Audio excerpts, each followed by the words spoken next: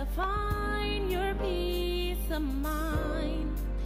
Think your world is falling to pieces, and a friend you're trying to find. Got a friend in Jesus and the city.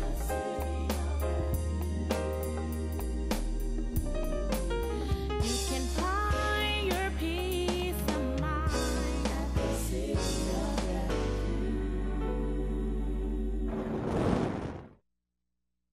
Want to preach as you go to your seat from the subject, faith under fire. Faith under fire. All day today, Aunt Jetty, we've been looking at a reality of the Christian life that is not pleasant, but is necessary.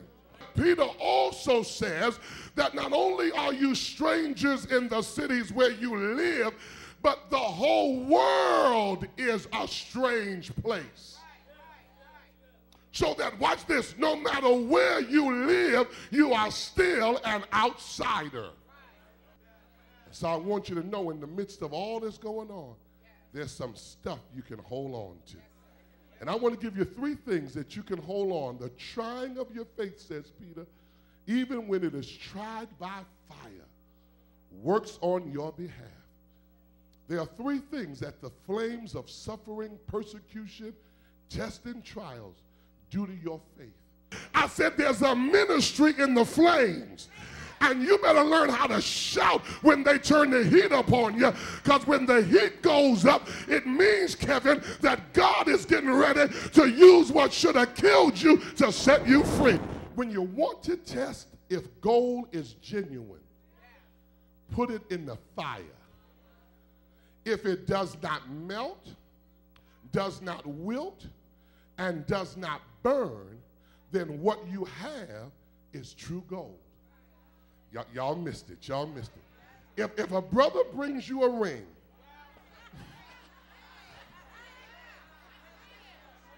if you want to know if it came from the diamond cellar or the Cracker Jack box, here's how. Take a match, take your big lighter, don't act like you don't have one. Take your big lighter and get a flame and hold the flame up to the ring. If it melts, contorts, if the shape changes, if it starts burning or wilting or otherwise malfunctioning, what you got ain't gold. Y'all ain't hearing me. All fire does is prove what's really gold. Faith is the same way. Sister Betty Latson, the trials that come to us, the fire that's set to us, only serves to prove, to validate, and to authenticate the validity of our faith. God, y'all missed that. That was too good for y'all to miss. Testing comes to prove what we're made of.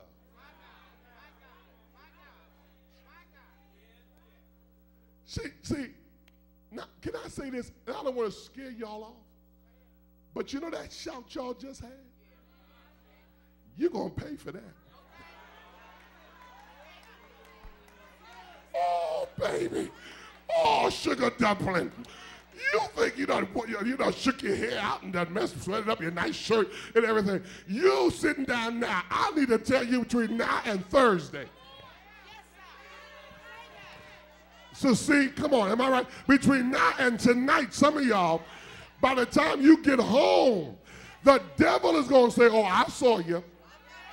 You was trying to front me, wasn't you? Yeah, I wasn't going to jump on you in front of Clarke and 1,500 say, I'm the devil, but I ain't crazy. I wasn't going to mess with you in First Church, but it's just you and me now, baby.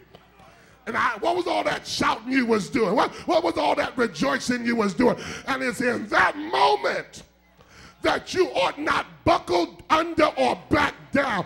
You tell the devil, yes, I shouted. And if you think it was those folk on the instruments that made, if you think it was Sean and the choir that had me shouting, then devil, watch me in this room. I will shout right here without any instrument whatsoever, because what I have is real and I don't need music. I'll shout by mine. Somebody jump up and shout now and just tell the devil, this is how I praise him.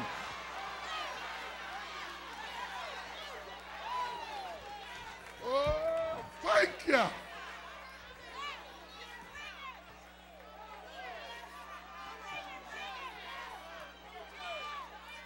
All the fire does is prove you are real. When the devil turns up the flame, baby, don't you run from the fire. Run to and jump in the fire. Because all the fire's going to do is prove how strong you really are. Tell your neighbor, don't be afraid of the flame. Matter of fact, I want you to make an announcement and say, hey, neighbor. Say, hey, neighbor, the flame is your friend.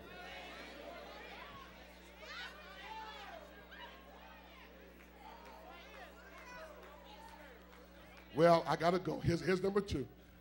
The fire not only proves our faith, the fire perfects our faith.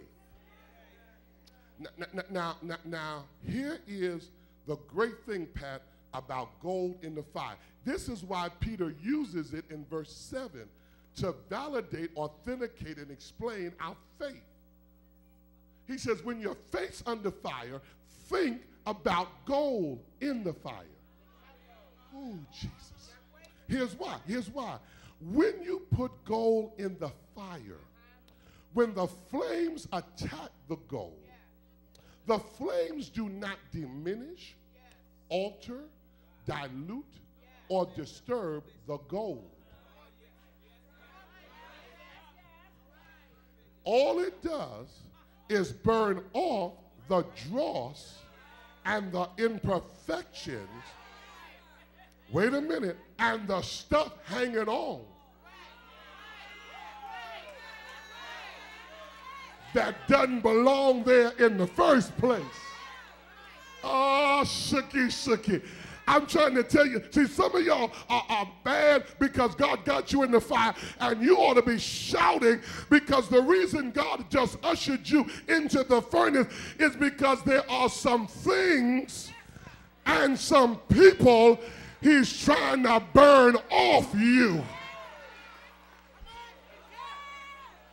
Nancy Jones, they ain't going to help me preach this, because in life, Sister Joyce, some folk will attach themselves to you. And they ain't real. They're not genuine. They just hanging on because they know you make them look good. And they suck off you. And they live off you. And they breed off you. And they draw from you. And every now and then God will push you in the fire. Turn up the heat. Not to burn you, but to burn off the junk and the trash that's attached itself to your life. Oh, Jesus. Okay, here it is. Anything that can last after the fire, keep it.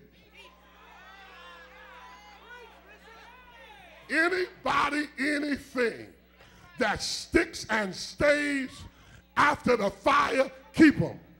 Anything, anybody that falls off in the fire, leave them there.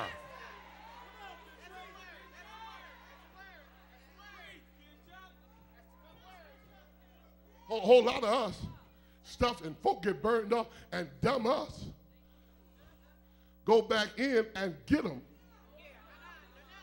and try to stick them back on. Oh, baby, you fell off.